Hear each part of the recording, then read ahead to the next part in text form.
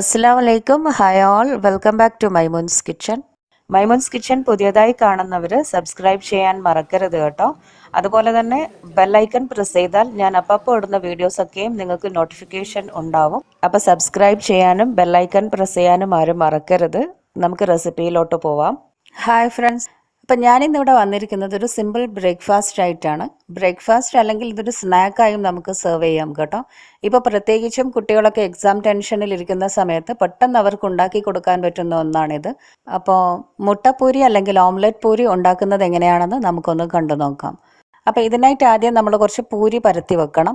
അപ്പോൾ ഈ പൂരി നമുക്ക് മൈദ കുഴച്ചിട്ടും പൂരി ഉണ്ടാക്കാം, അല്ലാതെ ഗോതമ്പ് മാത്രം എടുത്തിട്ടും പൂരി ഉണ്ടാക്കാം. ഞാനിപ്പോൾ ഇത് രണ്ടും കൂടെ പകുതി പകുതി എടുത്ത് മിക്സാക്കി ഇങ്ങനെ കുഴച്ചെടുത്തിട്ട് പൂരി പരത്തി വെച്ചിട്ടുണ്ട്. 2 പൂരിയാണ് ഒരു മുട്ടപ്പൂരിക്ക് വേണ്ടുന്നത്. അങ്ങനെ 4 പൂരി ഞാനിപ്പം പരത്തി വെച്ചിട്ടുണ്ട്.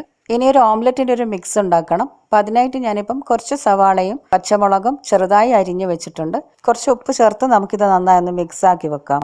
ഈ മിക്സിലേക്ക് നമുക്കിപ്പോൾ വേണമെങ്കിൽ ഒരു മുട്ട ഉടച്ചിട്ടിട്ട് ഒന്ന് മിക്സാക്കി എടുക്കാം. ഞാനിപ്പം ചേർക്കുന്നില്ല, പൂരി ഉണ്ടാക്കുന്ന സമയത്ത് നമുക്ക് ചേർക്കാം. ഇതൊക്കെ റെഡിയാക്കി വെച്ചിട്ട് നമ്മൾ മുട്ടപ്പൂരി ഉണ്ടാക്കുന്നതിന് മുമ്പ് എണ്ണ നമുക്ക് ആദ്യം ഒന്ന് ചൂടാകാനായി വെക്കാം. ഇപ്പോൾ ഒരു ചീനച്ചട്ടിയിൽ എണ്ണ നന്നായി ചൂടാകാൻ വെച്ചിട്ടുണ്ട്. അത് ചൂടായി വരുന്ന സമയം നമുക്ക് എന്ത് ചെയ്യാം, പൂരി ഒന്ന് സെറ്റാക്കി എടുക്കാം.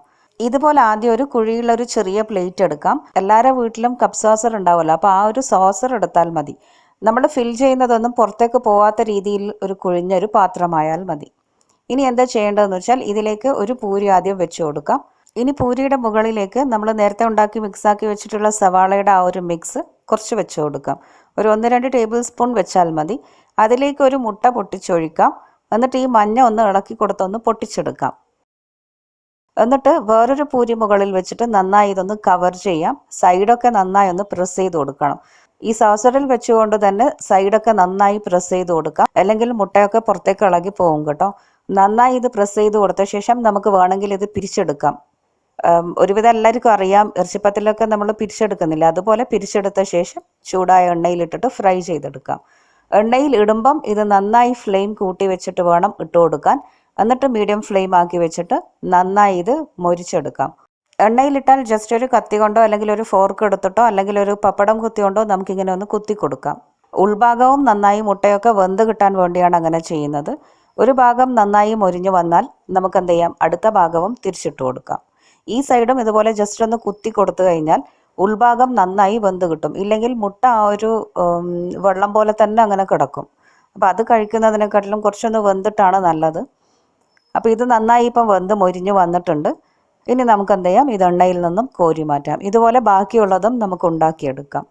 അങ്ങനെ നമ്മുടെ ടേസ്റ്റി ആയിട്ടുള്ള ഈസി മുട്ടപ്പൂരി ഇവിടെ റെഡിയായി. എപ്പോഴും പൂരിയും മുട്ട ബാജി അല്ലെങ്കിൽ മുട്ട ബുർജിയൊക്കെ കഴിക്കുമ്പോൾ ഇങ്ങനെ ഒന്ന് ഉണ്ടാക്കി നോക്കൂ.